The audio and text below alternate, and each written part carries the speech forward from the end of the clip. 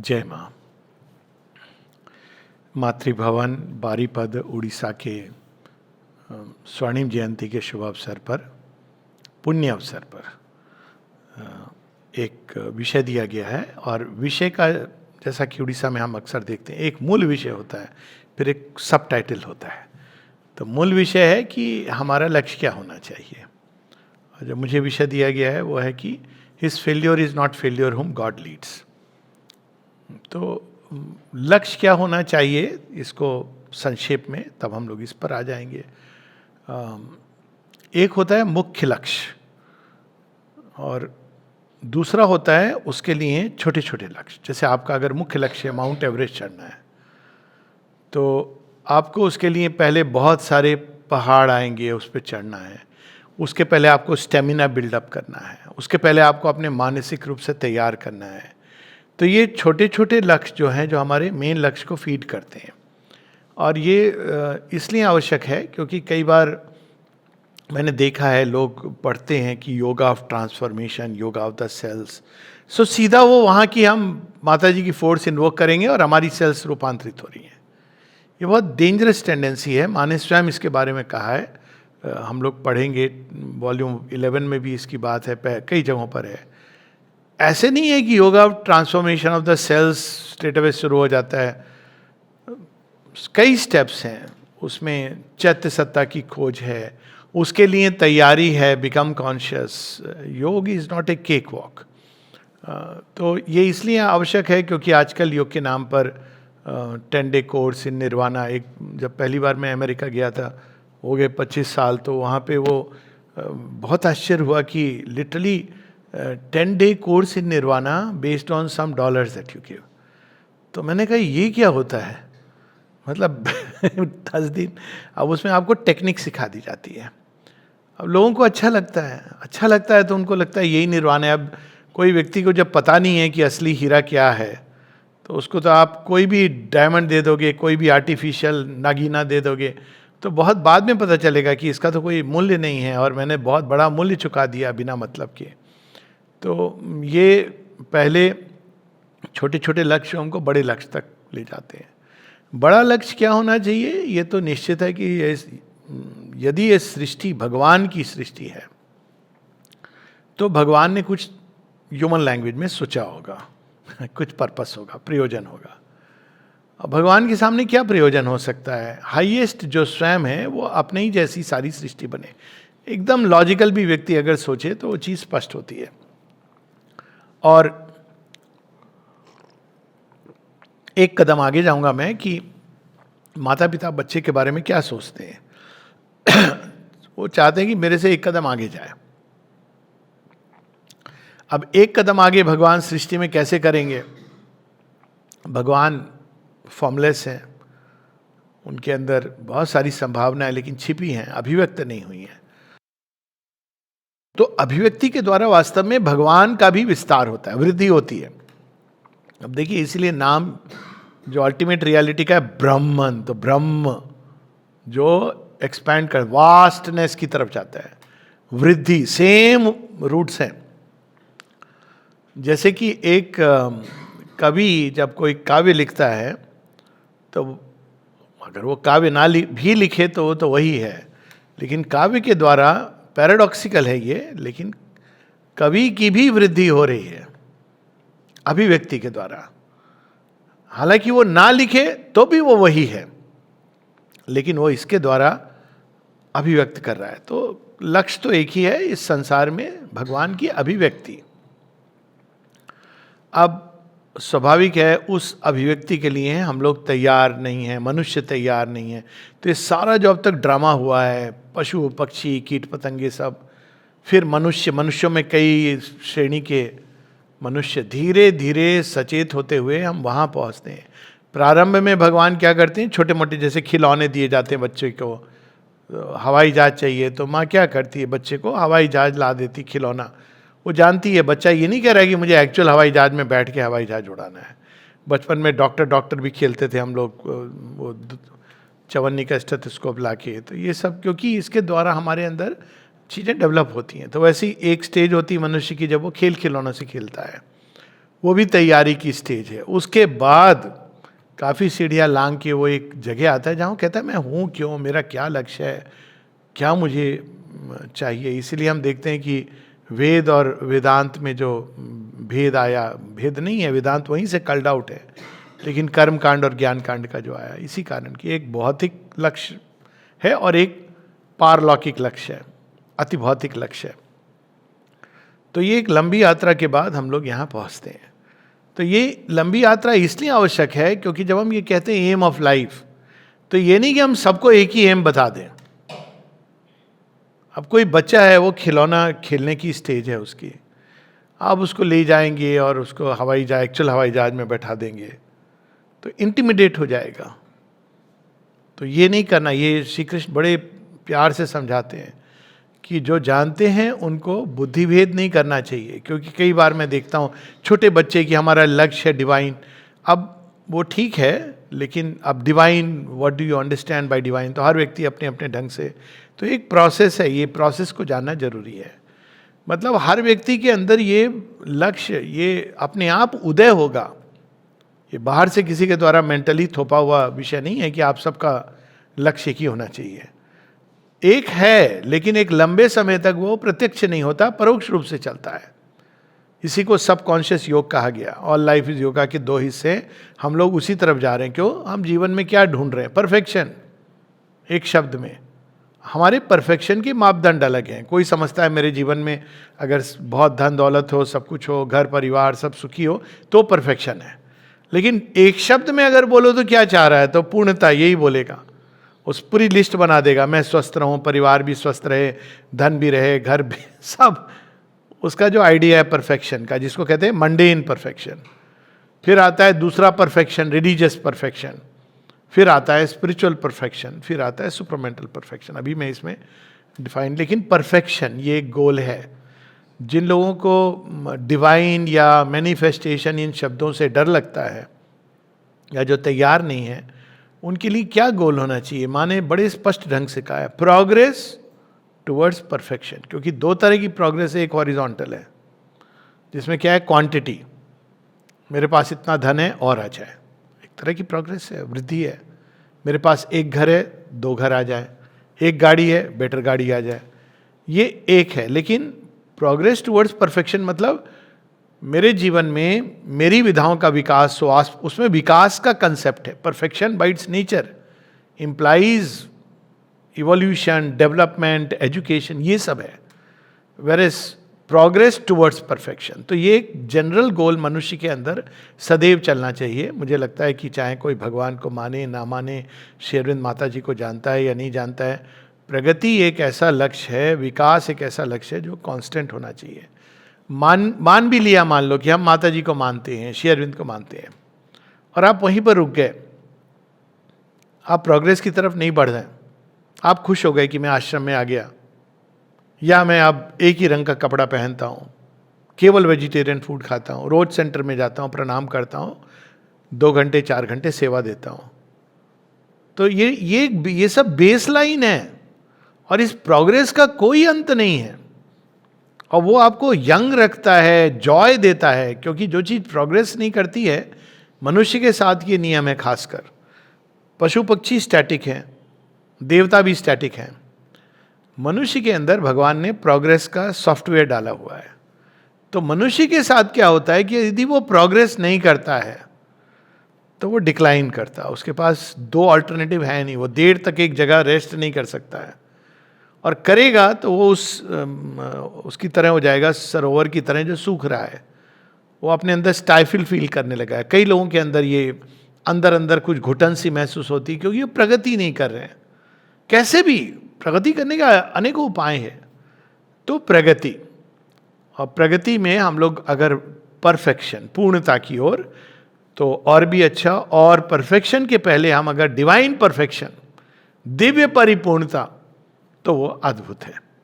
और दिव्य परिपूर्णता की तरफ प्रगति में एक और चीज लगा दें, मेरे व्यक्तिगत के लिए नहीं, संसार के लिए, समाज के लिए, विश्व के लिए, तो और भी अद्भुत है। और उसमें अगर ये जोड़ दें, वो भी किस लिए?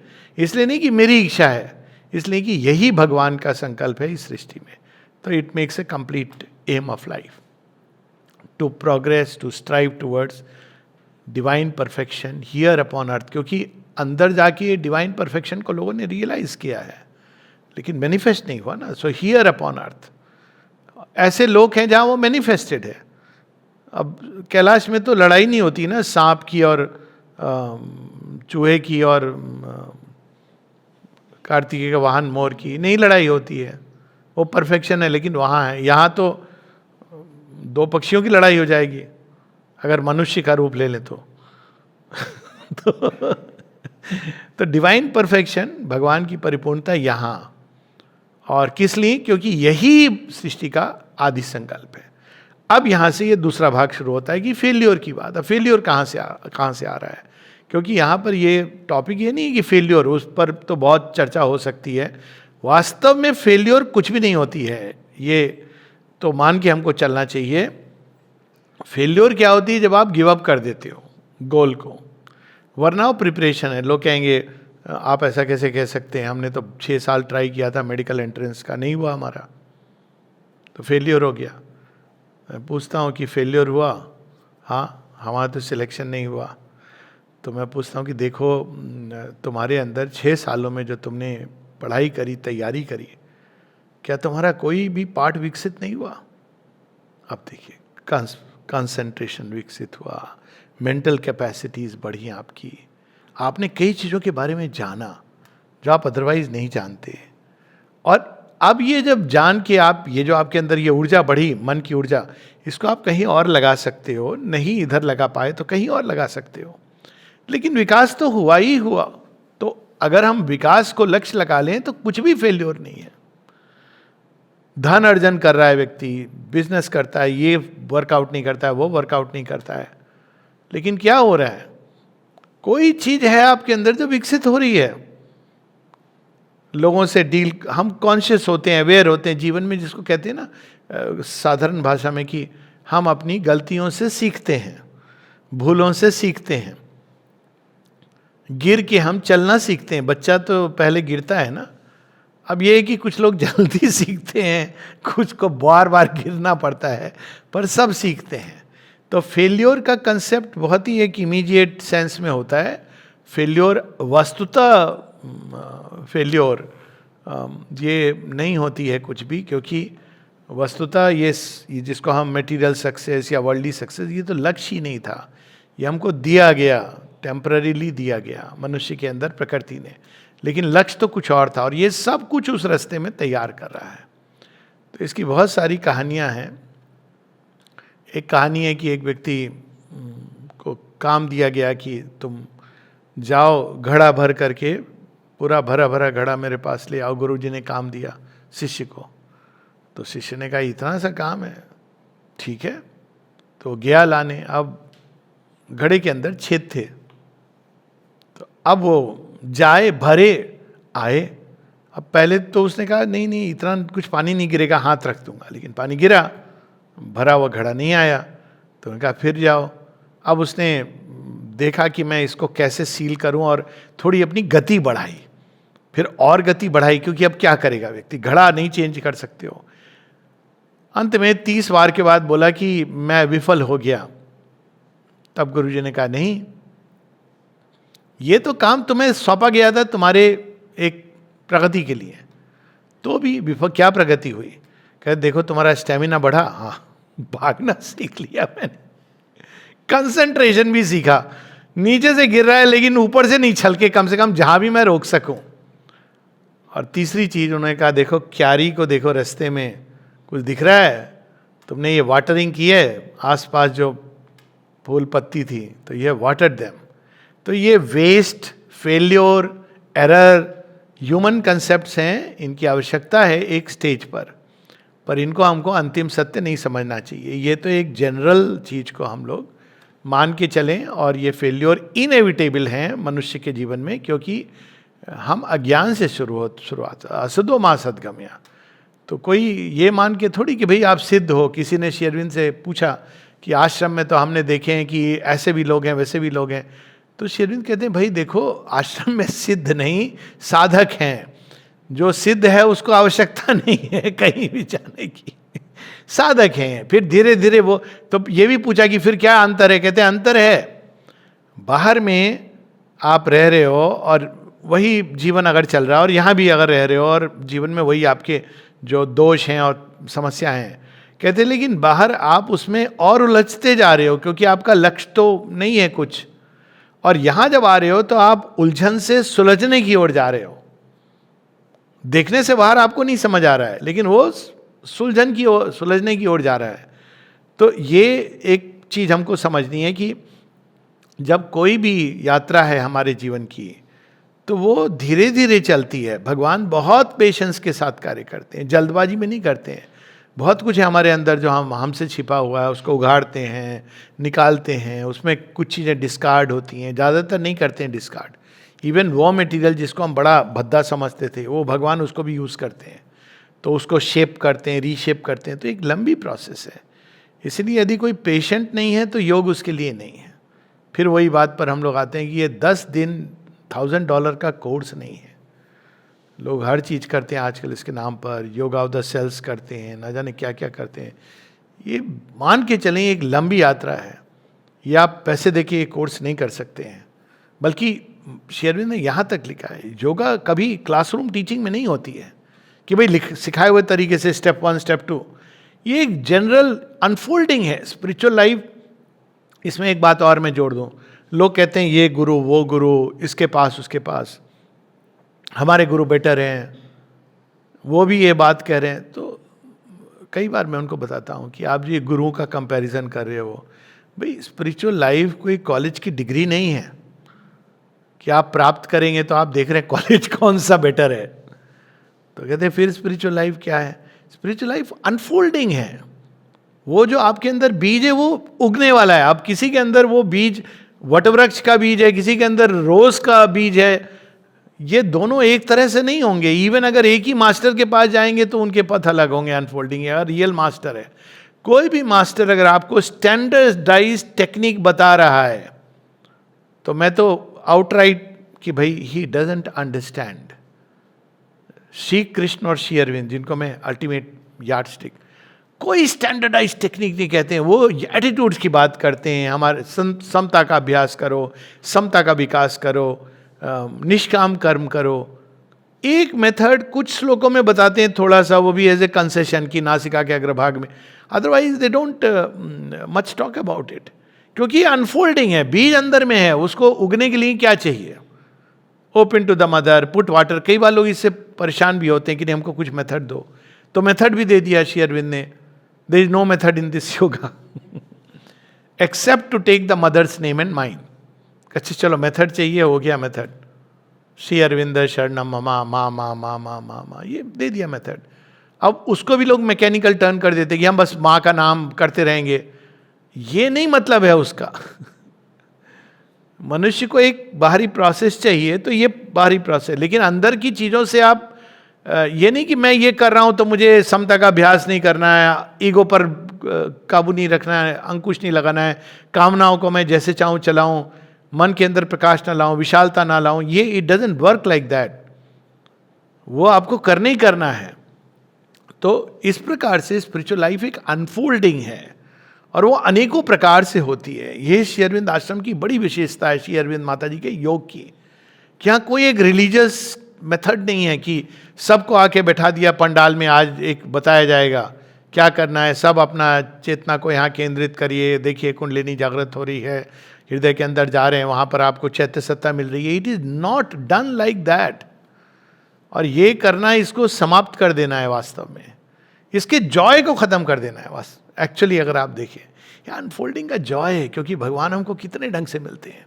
कभी कभी आप बस सोच रहे हो कि मैं क्या करूं, कहाँ जाऊं, एक किताब आ जाती है, एक वाक्य सुन लेते हैं, अरे वाह माता। अब देखिए जॉय ऑफ डिस्कवरी जो खत्म हो जाती है जब आपको बस ये लग रहा है कि उस समय जब मैं वहां बैठा हूं, मेडिटेट कर रहा हूं, तो मुझे कुछ मिल रहा है। तो सारे दिन जो मिल रहा है वो आप नहीं देख पाते हैं, क्योंकि आपने अपना फोकस बस।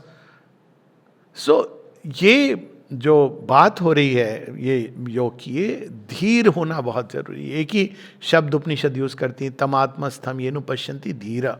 बहुत धीर, धीर मतलब पेशेंट, परसिवरेंस। माँ यहाँ तक कहती है, if you are not ready to persevere, if you are not patient, don't take up yoga. ये रेस्टलेस लोगों की चीज नहीं है।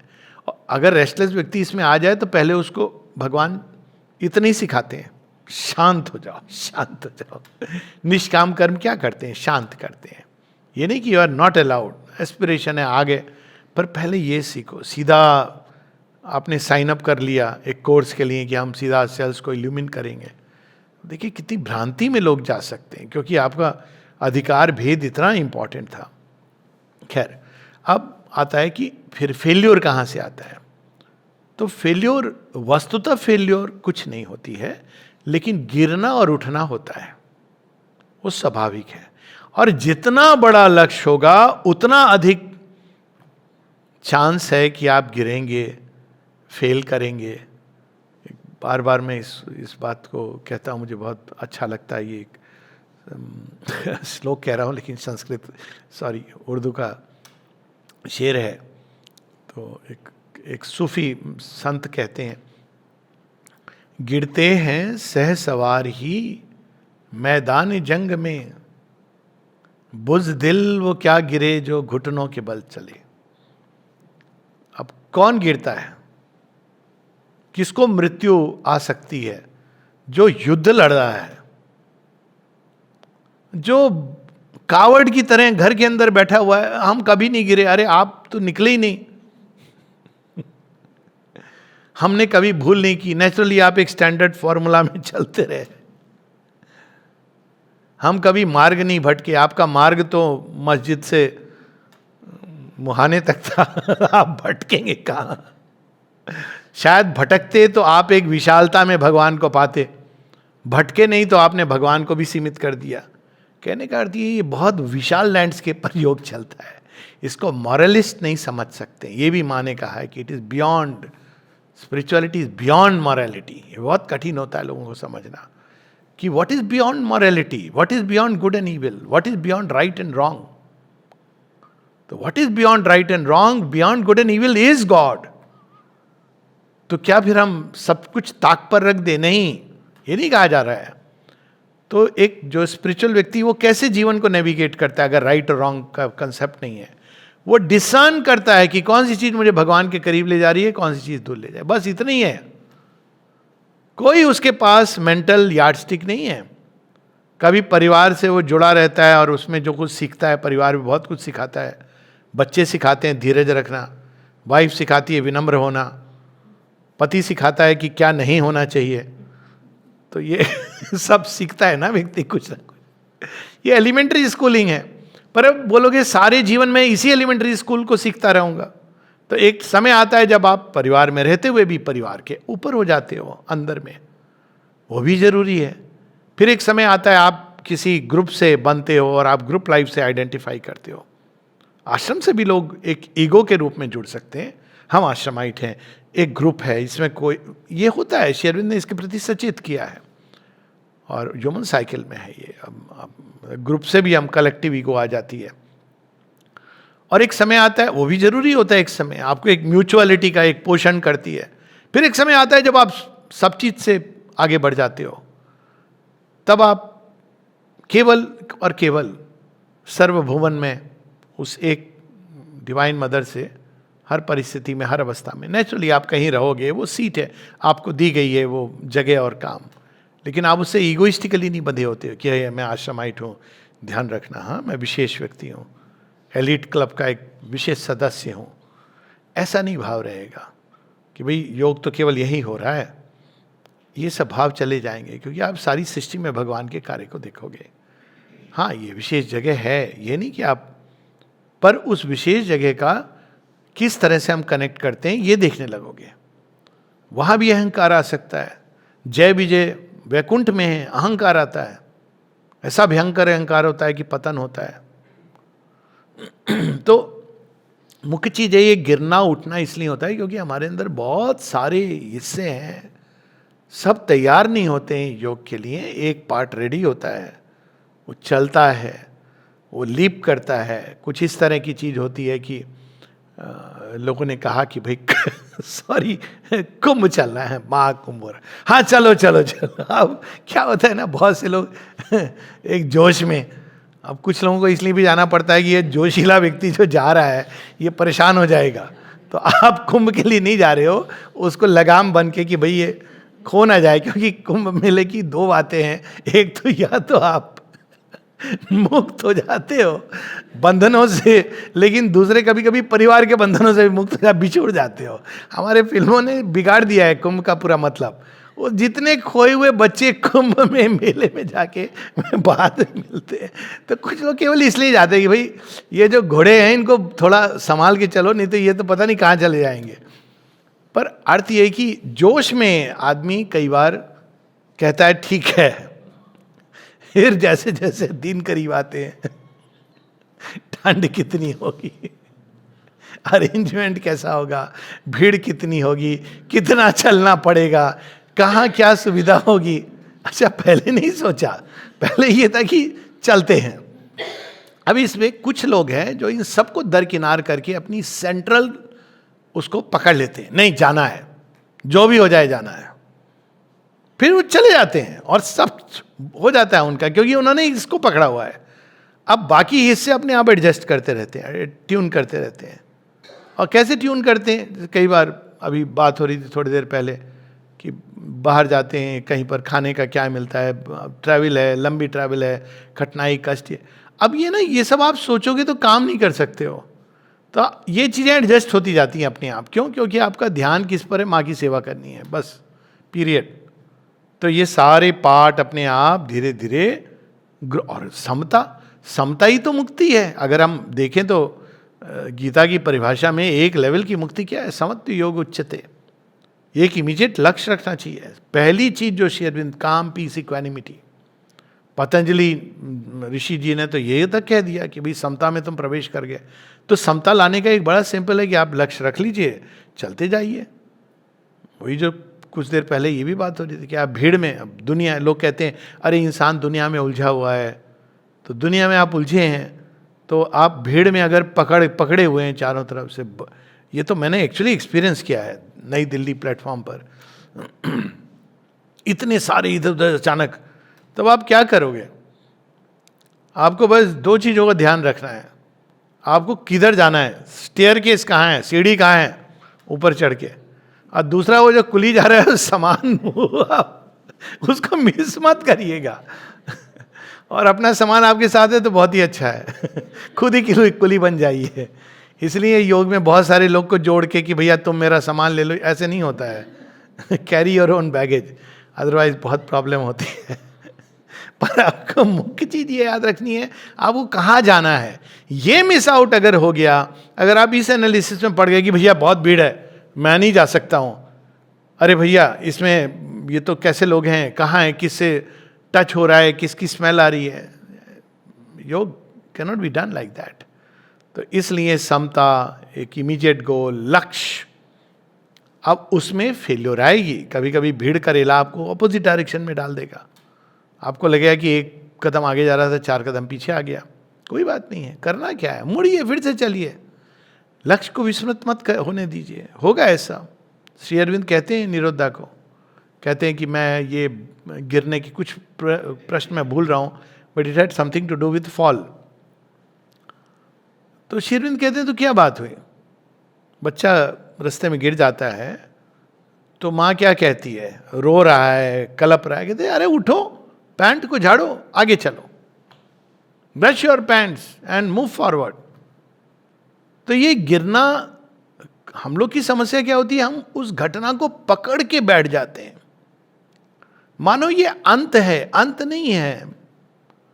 बहुत तो मैंने देखा है, वो कब की पास्ट को पकड़ करके, आज वो मेरे जीवन में घटना नहीं होती तो आज मैं वहां होता है। ने कहा दोनों तो कल्पना में तुम जी रहे हो।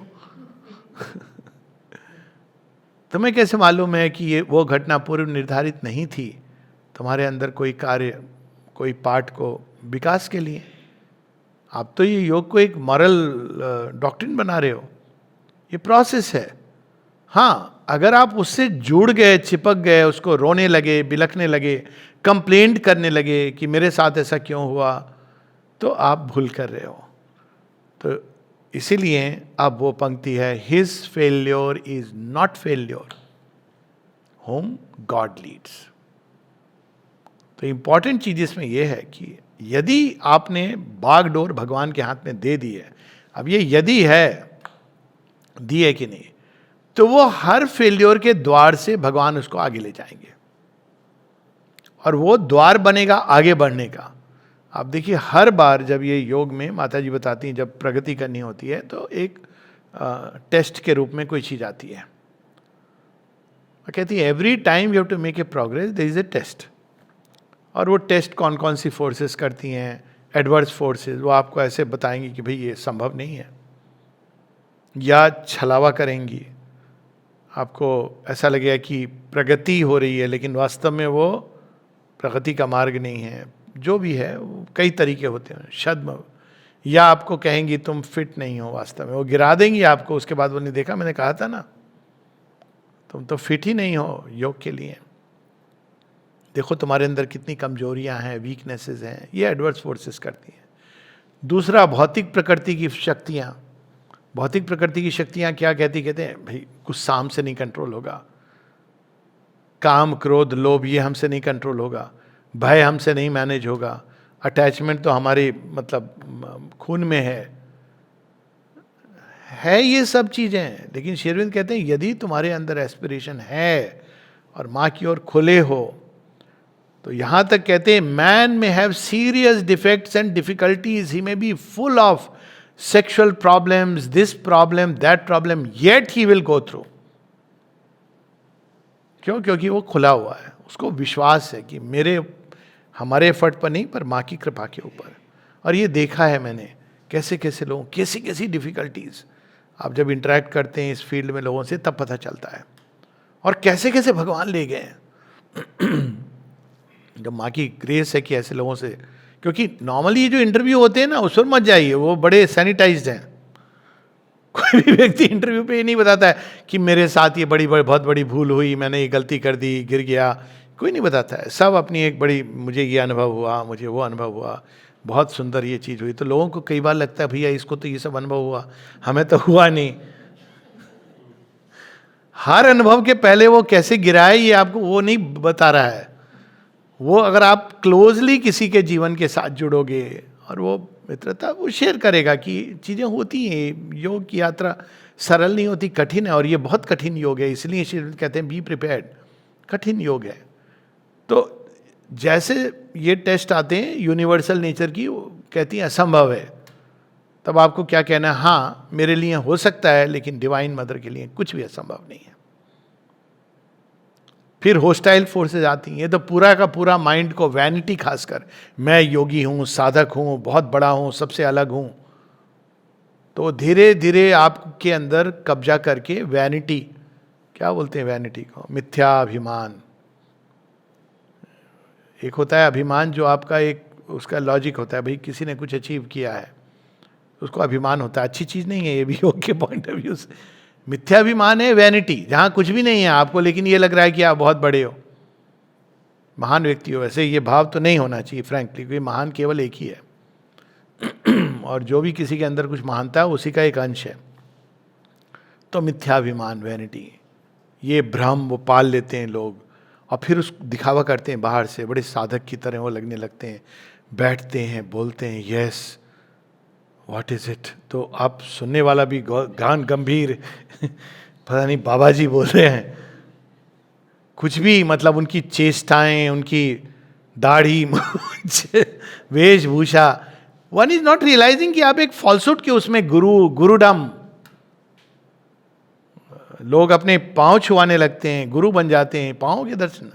एक है कि स्पॉन्टेनियसली भारतवर्ष में एक कल्चर है कि कई बार लोग पांव छू लेते हैं, आप मना कर रहे हो तो भी बड़े बड़े बुजुर्ग हैं, लेकिन ये शुरू हो जाता है और आपको पता भी नहीं चलता है कि आप भगवान के रास्ते में किस चीज के अंदर चले गए, उलझ गए हो। कि I am someone great for whatever reason, great because I am speaking, great because मैंने कभी टॉक नहीं दी, ग्रेट बिकॉज मैं दुनिया जहान जा रहा हूं, ग्रेट बिकॉज मैंने छोड़ा नहीं कभी भी आश्रम को। ये देखिए, वैनिटी तो आपकी कहीं भी आ सकती है। ग्रेट बिकॉज मैं इतना बड़ा काम कर रहा हूं, ग्रेट बिकॉज देखो मैं कितना छोटे से छोटा काम कर रहा हूं। वैनिटी इज सच ए, मतलब ईगो के ऐसे खेल हैं, हंसी आती है देख के। तो वो होस्टाइल फोर्सेस वैनिटी के थ्रू, फिर उसके बाद वो खूब एबनॉर्मल डिप्रेशन बाद में हिट बैक करती हैं। और जहाँ वैनिटी है, वो कहते हैं ना, नेमेसिस फॉलोज हुब्रिस, हुब्रिस प्राइड है, नेमेसिस है आपकी डाउनफॉल। तो वैनिटी के द्वार से ले जाएंगी कि अरे हाँ, अब तो हम योग में स्थित हो गए। और खासकर किसी को आपने कह दिया, ये तो सोच भी नहीं आनी चाहिए। अच्छा, ठहर जाओ, बताते हैं। तो ये सारी चीजें, और इवन स्पिरिचुअल फोर्सेस ये भी टेस्ट लेती हैं। इसकी तो वेदों में कहानियां हैं कई। इंद्र और अगस्त की पूरी वार्तालाप है इस पर, कोलोकी ऑफ इंद्र एंड अगस्त।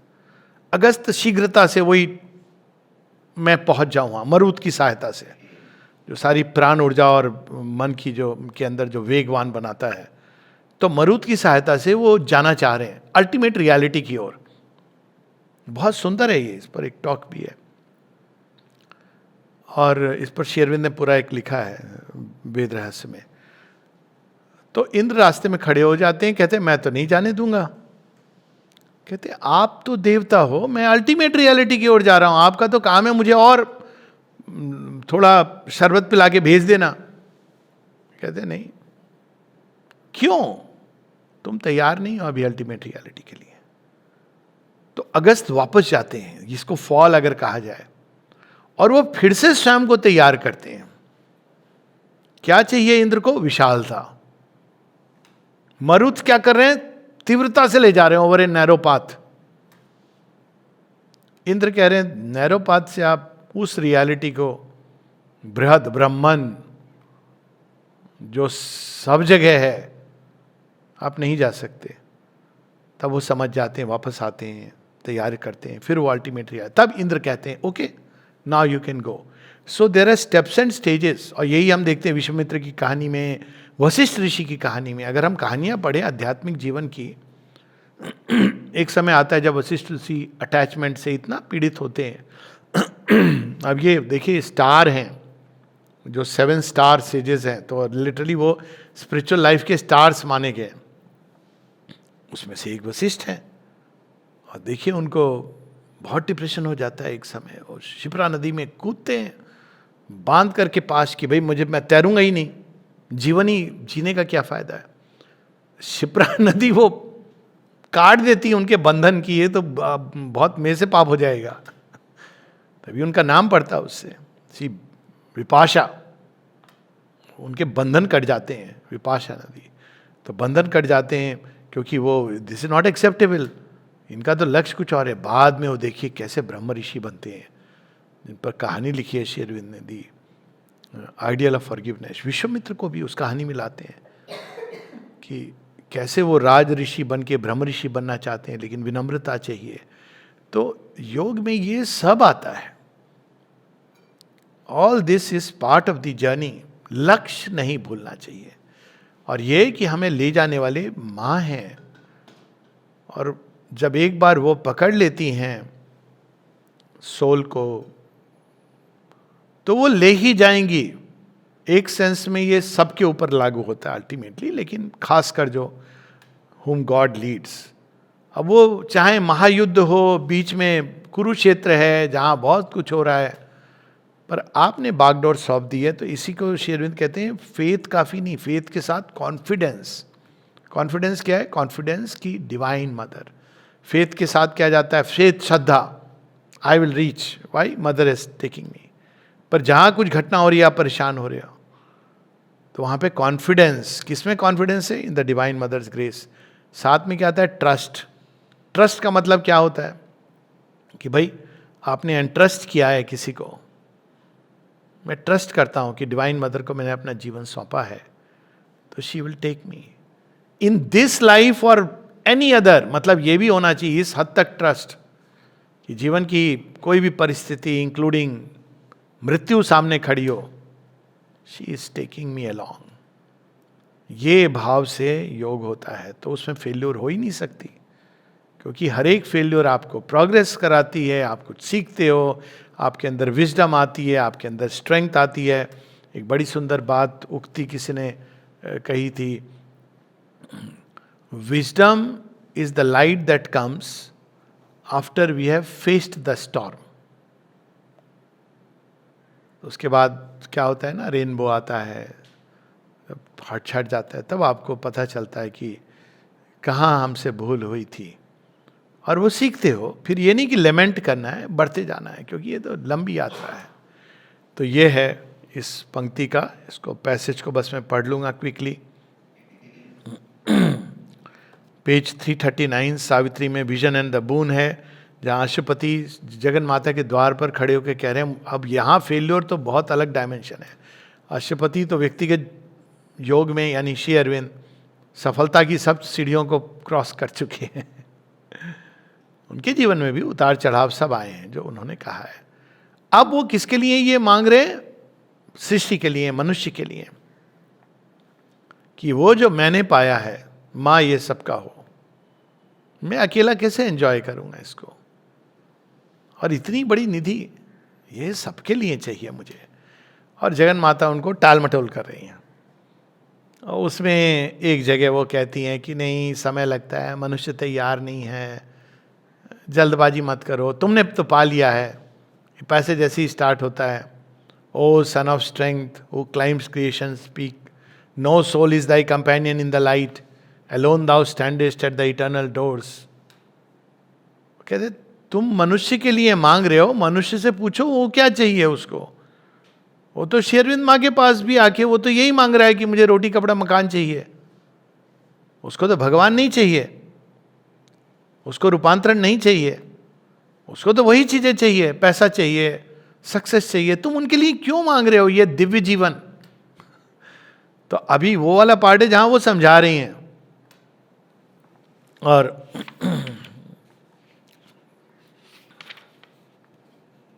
बहुत लंबा पैसेज है, तो हम लोग केवल एक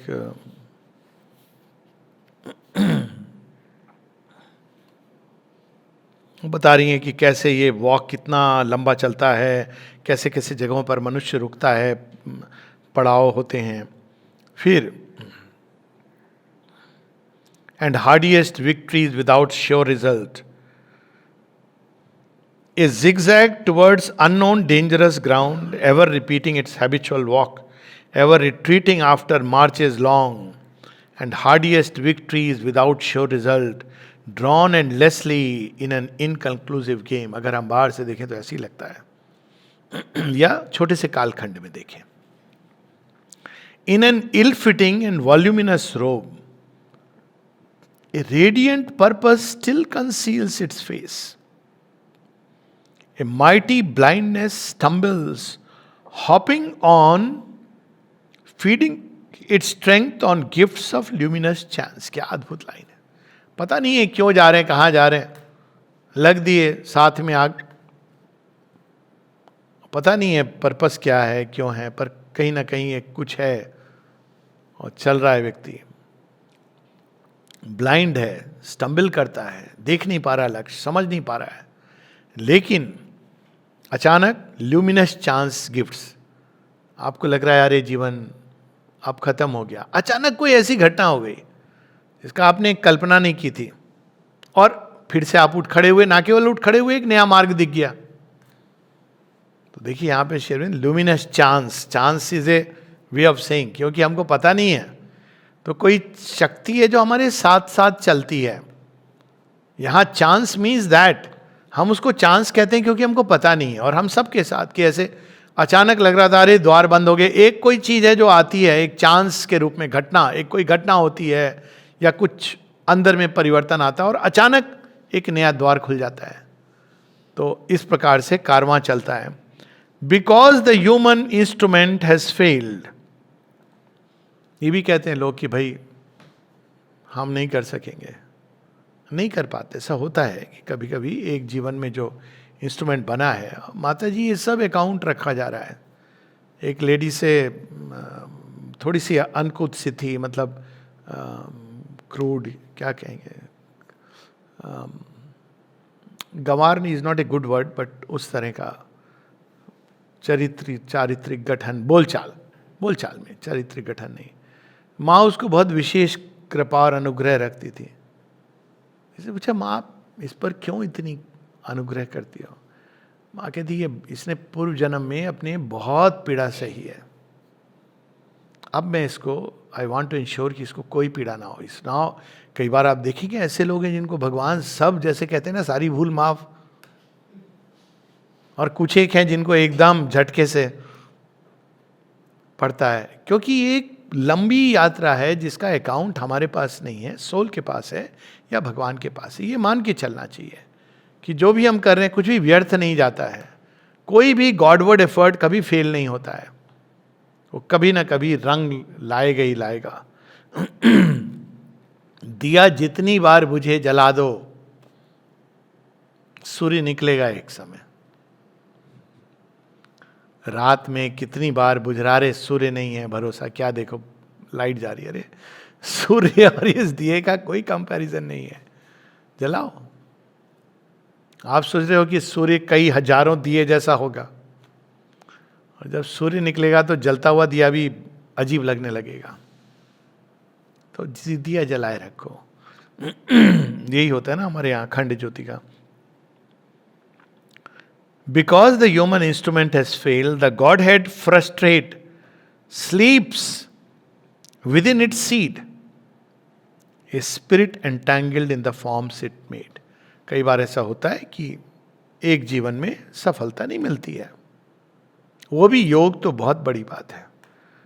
तो ऐसा नहीं कि उसके अंदर दिव्यता की संभावना नहीं थी, बीज है, लेकिन फ्रस्ट्रेट क्यों? ह्यूमन इंस्ट्रूमेंट नहीं, उसको संभावना थी, लेकिन जो सारे ह्यूमन इंस्ट्रूमेंट क्या है, मन प्राण शरीर, ये तैयार नहीं थे पूरी तरह से उसके प्रकटन के लिए।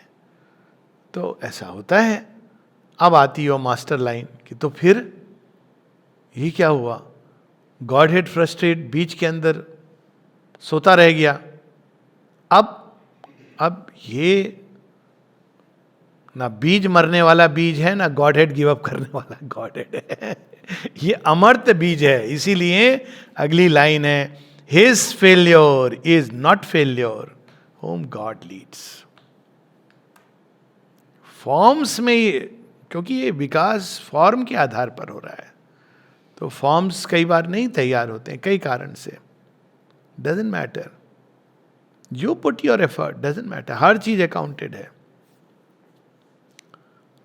पाप पुण्य अकाउंटेड नहीं है, लेकिन ये अकाउंटेड है कि आपने प्रयास किया गॉडवर्ड अटेम्प्ट। कैसे प्रयास किया पता नहीं, हम तो रोज मेडिटेशन के लिए जाते थे, होता था मेडिटेशन, नहीं भैया कभी नहीं हुआ। अब उसमें दो श्रेणी के लोग होते हैं, एक जो 2 महीने बाद गिव अप कर देते हैं, या 10 दिन वाले कोर्स में चले जाते हैं, जिसके बाद भी हाल वही होता है। और दूसरे होते हैं जो जाके बैठ जाते हैं, कहते हैं एक दिन तो लगेगा ध्यान। अब क्या हो रहा है? आपका ध्यान लगे ना लगे, भगवान का तो ध्यान जा रहा है कि बेचारा आ रहा है, कोशिश कर रहा है, नहीं हो रहा है। दिस इज द प्रोसेस, ये योग की प्रोसेस है कि आप प्रयास कर रहे हो, चाहे कोई भी वृत्ति है, आप उसको जीतने का प्रयास कर रहे हो। माँ कहती विन योर लिटिल विक्ट्रीज, नहीं कर पा रहे हो, लेकिन वो जो आपने प्रयास किया, एफर्ट गया, विल के अंदर एक उठा कि आई मस्ट, ये सब एक दिन रंग लाता है। और माँ इसका बड़ा सुंदर उदाहरण देती हैं, कहती हैं कि एक लंबे समय तक आपको लगेगा कुछ नहीं हो रहा है, तो उदाहरण देती हैं अंडे का। अंडा क्या जाने क्या होगा, अब अंदर में उसके चूजा डेवलप हो रहा है, एक लंबे समय तक बाहर पता नहीं चल रहा है, लेकिन एक टाइम आता है जब जो हैन है ना बाहर, उसको पता है हो गया तैयार। अब देखिए क्या इंस्टिंक्ट होती है, वो ताप दे रही है अंडे को, फिर जब तैयार होता है तो एक बस चोंच लगती है और चूजा बाहर आ जाता है। तो लगता है मिरेकल हो गया, अरे साइकिक बीइंग मिल गया, हमारे साथ भी ऐसा हो जाए। हाँ, लेकिन वो अंडा इतने समय तक रहा है अंडे के रूप में। वही जो हम लोग गरुड़ और अरुण की कहानी सुन रहे थे, it has prepared itself through the process. His failure is not failure whom God leads. Through all the slow mysterious march goes on. An immutable power has made this mutable world. A self-fulfilling transcendence treads man's road. Self-fulfilling transcendence. ये संसार भगवान का है, और सावित्री में कई जगह ये पंक्तियां हैं, और वो इसके साथ हैं, इसके साथ साथ चल रहे हैं. और सेल्फ फुलफिलिंग, जो उनका महत् संकल्प है वो फुलफिल होगा ही होगा. Self fulfilling transcendence. Immutable power, ये संसार की रचना, ये जो ट्रांजिएंट है उसको एक ऐसी शक्ति ने की है जिसका कोई तोड़ नहीं है. इम्यूटेबल, जो अल्टीमेट पावर है. The driver of the soul upon its path, it knows its steps, its way is inevitable. And how shall the end be vain when God is guide? ही तो संजय समझ गया था. धृतराष्ट्र को कहता है, देखो मैं तुमको युद्ध के पहले बता फोरकास्ट कर रहा हूं. प्रोफेसी करता है धृतराष्ट्र. कहते क्या प्रोफेसी है? तो कहते देखो एक चीज मैंने देख ली है, अभी जो बात वार्तालाप हुआ है ना श्री कृष्ण और अर्जुन के बीच में, मेरा ये मानना है कि जहां पार्थ धनुर्धर तैयार है, जो समर्पित होके, यत्र पार्थो धनुर्धर यत्र योगेश्वर कृष्ण, और जहां उसके साथ उसका रथ स्वयं भगवान हाँक रहे, विजय तो वही होती है. कुछ भी कर लो तुम, तुम्हारे 100 या 1000 पुत्र आ जाएंगे तो इस विजय को टाल नहीं सकेंगे. This is the certitude. और ये सत्य है, और यही होता है कि सब चीज के थ्रू अल्टीमेटली लास्ट में क्या होता है, विजय तो कृष्ण और अर्जुन की होती है. क्या श्री कृष्ण की. And how shall the end be vain when God is guide. तो बस हमको बस ले जाओ माँ, जैसे भी ठीक है, अभी अच्छा नहीं लग रहा दृश्य देखने में, कोई बात नहीं, आप बस पकड़े रहना, बस इतने. हाउएवर मैन्स माइंड में टायर और फेल हिज फ्लैश. हो सकता है मन थक जाए या शरीर जवाब दे जाए. A will prevails cancelling is conscious choice. Conscious choice क्या? अब नहीं होगा, अब बस हम रिटायर हो गए, आश्रम के रिटायरमेंट, अब हम काम वाम नहीं करेंगे, हम बस ध्यान भजन करेंगे. तो ये will prevail cancelling is conscious choice. लेकिन एक और भी आपके ऊपर भी कोई संकल्प है, आपको पुश करेगा. ये कितना हुआ है रमन महर्षि के जीवन में. देखो वो बार बार चले जाते थे छोड़ के, जैसे ही उनके पास डिसाइबल्स कह मुझे एकांत चाहिए, एकांत चाहिए, used to go away. Because imagine एक ज्ञान योगी जो स्थित प्रज्ञ अवस्था में है, इट्स वेरी डिफिकल्ट, लोग से भरे हुए हैं, तो जब भी भागते थे वापस वहां लोग पहुंच जाते थे, वहां से कहीं और भागते थे, वहां लोग पहुंच जाते थे. श्री अरविंद इस पर एक पासिंगली रिमार्क भी करते हैं.